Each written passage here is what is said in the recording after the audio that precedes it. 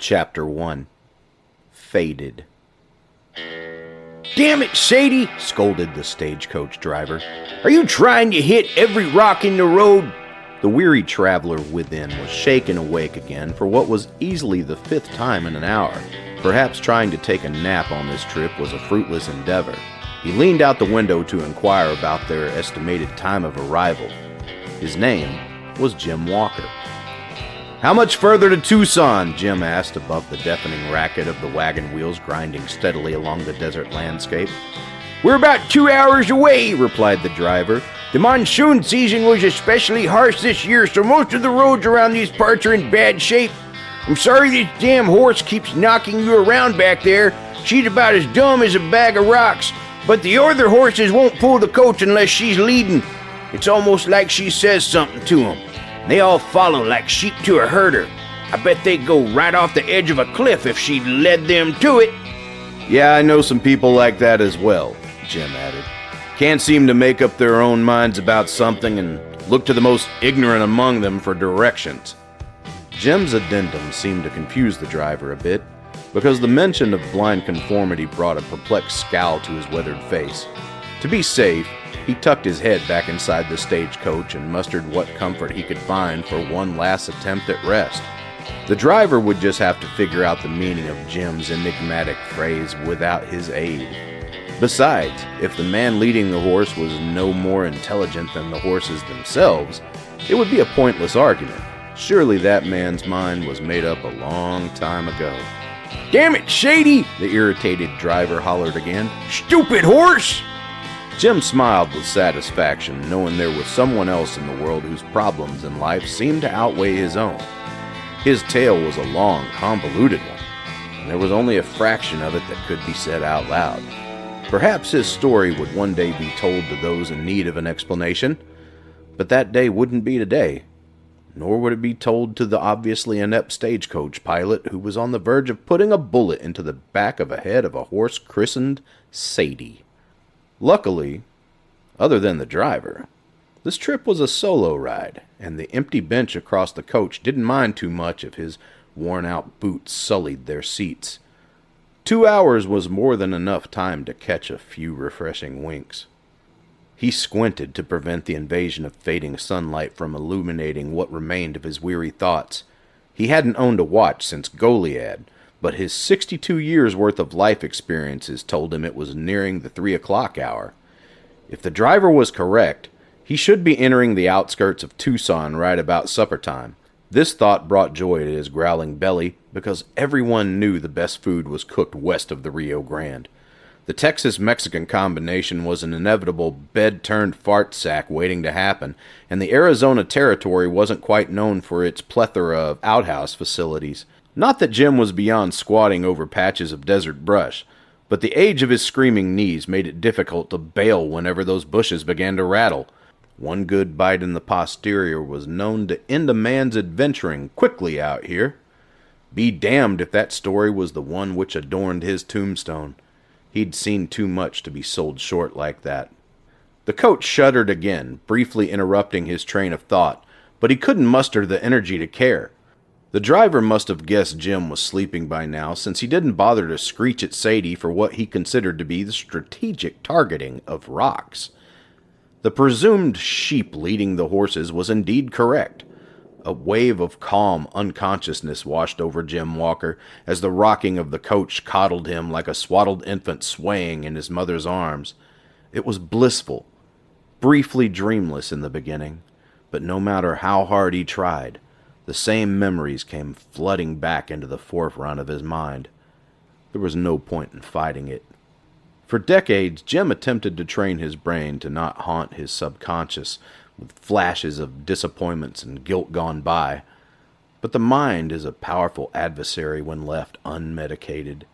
It just so happened that medicine was safely tucked away in his suitcase, lashed to the coach's roof, since the travel company had insisted there could be no smoking while inside the vehicle.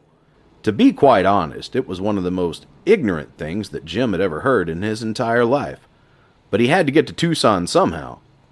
After all, he wasn't traveling on his own dime, and the money he'd been offered to collect on this mystery bounty was enough to take him into retirement. One more, and done. He was getting too old to be tracking down government-wanted bandits and engaging in shootouts with kids who were one-third his age, who didn't know any better not to pull their pistols against a hardened veteran bounty hunter. The town of Hutchinson Ridge in the northern Arizona Territory was a bit of a haul from the home he'd made across the border in the safety of Mexico. Certainly, age became a welcome disguise whenever he crossed over into the United States or any of the territories it claimed as its own, but there was always the chance he could be recognized. History books are notorious for doing that to the celebrities of the ever-changing world. That history, as they'd call it, wasn't all that long ago. Too short of a time for Jim Walker, to be quite honest, even though it felt like an eternity. Too late to worry about all of that now, though. One last trip into this god-forsaken wasteland before the United States gobbles it up, too. The money he'd earned would forever convert him into a full-time Mexican. After all, that was the deal he'd made for continued breath. He relaxed into the seat, exhaling with satisfactory finality as he drifted in an uneasy doze. Scene change. The young man closed his eyes tight against the moonlit March night, fearing he would soon be joining the dozens of screaming men who lay bleeding throughout the fields surrounding Salido Creek. He tried his best to stay out of sight of the Mexican soldiers, but their hardened training and keen eyes in the darkness led them straight to his hiding spot. Was it cowardly to kneel in the creek, hoping they'd finish the killing and ride on back to their stronghold? Perhaps, but it all depended on who you were asking. "Colonel," a young sergeant whispered, "we're completely outnumbered. I've only got about 9 more men able to stand, and our weapons didn't make it through the creek. There's no way we're gonna last long against their ranks if all we can do is muster our best saloon brawling skills." "I'm quite aware of that, Sergeant, and hopefully it won't even come to that," the ranking officer replied. "Right now, you men are my top priority. To hell with Sam Houston, and to hell with this Texas pipe dream. It's nothing but a losing damn battle, and it's about time one of us stood up and said so out loud. I'm going to surrender." 10 spent soldiers gasped simultaneously as they knelt waist-deep in the cool, springtime waters of the creek, which had been their undoing. They'd all tried their best to make it through the marshy muck in hopes the tree line or some other form of safety wasn't far beyond. How incredibly wrong they were. But in the end, all that mattered was the commanding officer had their back. The half-cocked ideas of the subordinates were inconsequential. Those who remained looked to him for guidance. "Colonel?" The sergeant chuckled nervously. "You do know that it doesn't matter if you surrender or not, right? They're going to slaughter us like dogs as soon as their man in charge gives the word. Santa Anna isn't too happy about the resistance he's getting from that mission in San Antonio, and he'll win that one right out from under us if we can't deliver these cannons. Numbers are everything. He's already told everyone beneath him to treat us like pirates instead of soldiers. Don't think for a second they'll give a damn about your surrender." The colonel exhaled in disgust. He knew deep down that the sergeant was not exaggerating in the slightest. The fancy uniform and shiny buttons wouldn't do much to save his life, only make sure he'd be the last to die. They'd certainly do that to him, make him watch while all the other men under his command were executed right before him. That was, of course, if he didn't do something stupid to irritate the Mexican officer even more than he already had. As of this moment, he could clearly recall the gleam reflecting the moonlight of the clear evening as his sword slashed the throats of the wounded Texian soldiers who begged for mercy. It was at that moment he truly believed the words of the sergeant kneeling beside him in the creek. Another Mexican soldier ran directly to his position and began speaking in a tongue the colonel knew little of. It would appear as though the commanding officer of this group of soldiers wanted to get the ceremonies underway. "¿Cuál de ustedes, perros palidos, quiere ser el primero al morir? La espada del coronel está sedienta de sangre blanca." "Did you happen to catch any of that?" the colonel asked his sergeant. "How is it you've lived in these parts this long without picking up on a part of the language?"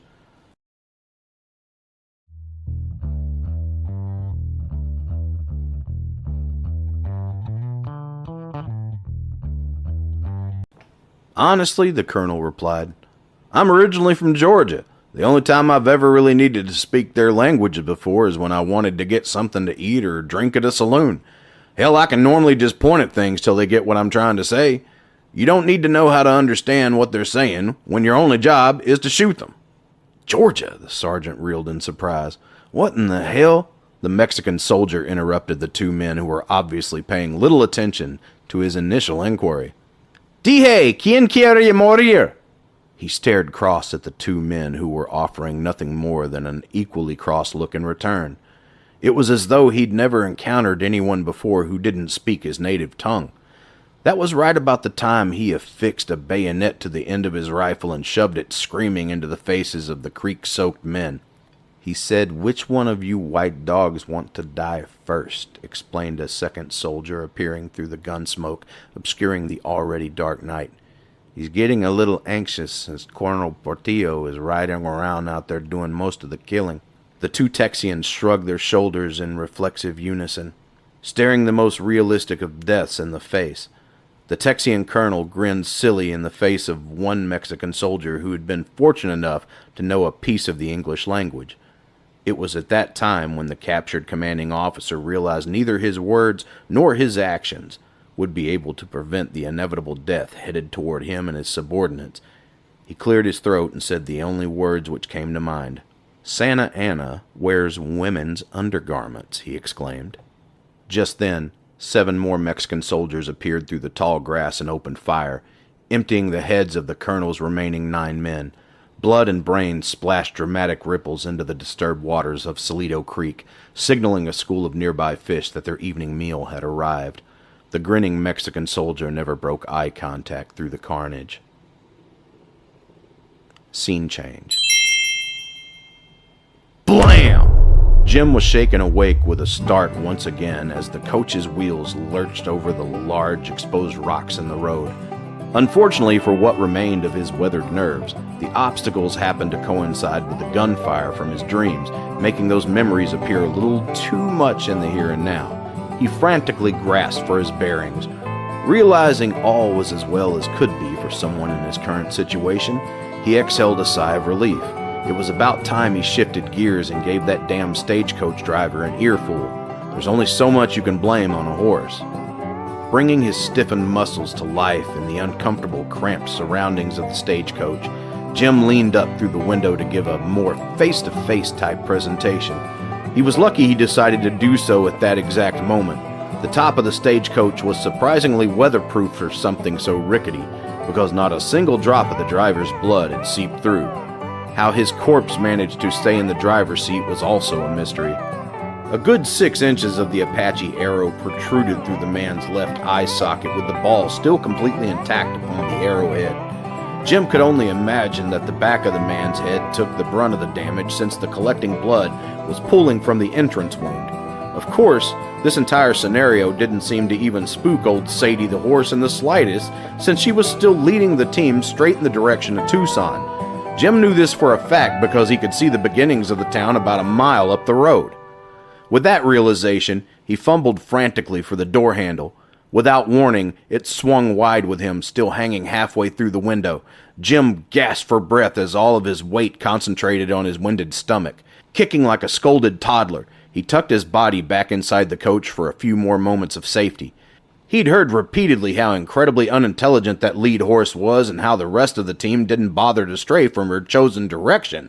But he hoped like hell she wouldn't have the ignorance to run straight into the side of a building. At this point in the journey, why take chances? Irritated beyond rational thought, Jim kicked the door from its hinges and grasped the luggage rack, praying it would be strong enough to support his full weight and the added stress of the jagged road conditions.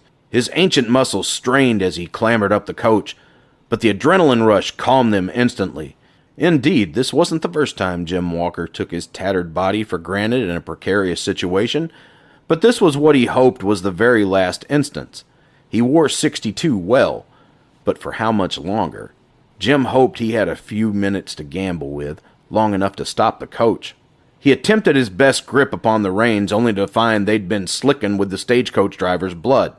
The seat swayed back and forth with each rock struck. But the dead shell of the man sharing Jim's seat was inching a little too close for comfort. It wasn't that he didn't mind throwing the guy over the edge to be picked apart by all sorts of desert-dwelling creatures, but a proper burial was the least he deserved. After all, the job of minding a stagecoach brought in a fair amount of money. Jim keenly noticed that the dead man adorned himself with only the basic essentials, meaning his pay was more than likely going toward a family. That potential wife and child didn't need to spend the rest of their days cringing at the thought of a buzzard pecking at their patriarch's sun-baked remains. Jim tucked the body back behind his own to secure it from the ever-strengthening call of gravity. The afternoon sunlight hid behind the buildings as Jim realized he'd now entered the city limits of Tucson, Arizona. Cowboys of all shapes and sizes and women in their dazzling, colorful petticoats ducked for safety, screaming for mercy as the stagecoach buzzed through the streets of town. Jim wrapped the reins around both wrists for added traction and leaned backward with his remaining strength. To his satisfaction, the team slowed down to a canter, then full stop as Sadie gradually halted her progress. He smiled just as the trailing dust caught up to his now stationary position, filling his eyes, nose, and happy mouth with the scattered trailing earth. The polished shine of two badges reflected the overhead sunlight through the debris. Jim could only assume at this point that the Hutchinson Ridge liaison had reached the stagecoach station as planned, as well as obtained a proper escort from one of Tucson's finest. He dumped the lifeless driver to the ground with a kick of his blood-soaked boot. "I believe this one belongs to you, Sheriff," Jim said. "You might want to avoid the route behind us for a few days. Those Apache sharpshooters are getting pretty accurate." The lawman was none too impressed with what he considered to be a disrespectful Jim Walker. "So you're just going to throw him off into the dirt here in front of all these women and children, old-timer? Why don't you show some goddamn respect?" "Respect?" Jim bellowed. "Disrespectful would have been throwing him overboard back out in the desert so the prairie dogs could eat his flesh and use his ribcage as a playground, Sheriff. I had the decency to hang on to this gruesome sight long enough to drop him at your feet.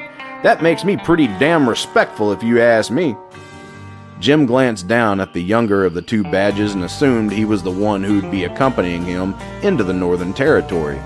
He wasn't at all proud of his silence amid the verbal attack. "You just gonna stare at the ground like you've been outshined by a bigger dick, young one, or you gonna vouch for me?" The younger of the two lawmen, obviously embarrassed by the hardened cowboy's taunting, pulled his hat low, gesturing as if to blame the sunlight. Jim was almost certain he could see a couple of tears forming in the wells of his eyes. Obviously, this kid didn't respond too well to raised voices. He thought it was a crying shame to rear a child in that way, pun possibly intended, but he marked it mentally. It might become relevant during future encounters with what could possibly be the Hutchinson Ridge man in charge. He quickly dried his tears and cleared his throat before the older gentleman took notice. "Sheriff, this is Jim Walker, the bounty hunter I told you about. We've hired him to come back north and help us figure out what's going on with the townfolk." "Son, if I told you once, I've told you 1,000 times," the sheriff laughed. "The thing that's scaring off all you townspeople is the same thing that put an arrow through this dead man's head." Contradictory to the scolding Jim Walker just received, the sheriff nudged the stagecoach driver's body with his filthy boot as he finished his sentence. As if Jim didn't have enough reasons not to like this lawman from the big city of Tucson, he now had a bit more added to the list. The authority obviously went to his head. Walker knew those types of men all too well. "All you gotta do is find enough men with the balls to get the job done, load up a ton of ammo for their rifles, and smoke those sons of bitches out of those pretty pine trees. Isn't the army supposed to be helping you guys drag them all the way to Mexico territory? What in the hell is taking them so long? And why is it such a challenge? It's the army, for Christ's sake. They're supposed to be the biggest group of badasses this country's ever seen, right?" It was about that moment when Jim took his fill of the cocky sheriff's attitude and ignorance. Hopping to the ground, the man stirred a cloud of dust into the face of the braggart, making him shield himself with both hands. Jim took the moment to his advantage. A good learning opportunity was hard to come by sometimes, and he couldn't ask for a better example. Jim pulled both of the sheriff's Colt pistols from his belt and immediately jammed them into his face. The man, who had been so certain of his every word a mere moment ago, now had a melted look of embarrassment sliding across his face. Slowly, Jim Walker pulled back the hammers of both weapons. The clicks pierced the silence like forced knives to weakened flesh. The teaching began. You see, Sheriff, this is why the natives of this country are so hard to eradicate. Now, I know that's probably a big word for you, eradicate. It means erase. Your government prefers to use the term relocate when it comes to the Apache and Navajo of this territory. But they mean eradicate. Now, I don't know if you've ever had to desperately fight for your home and everything you held dear, but it tends to give a man more strength than he's ever had before. It gives him more purpose than ever imagined. Hell, it almost makes him appear to be inhuman at times. The sheriff didn't dare look away from the bored holes of his own pistols, nor did he have the intestinal fortitude to open his mouth and retort.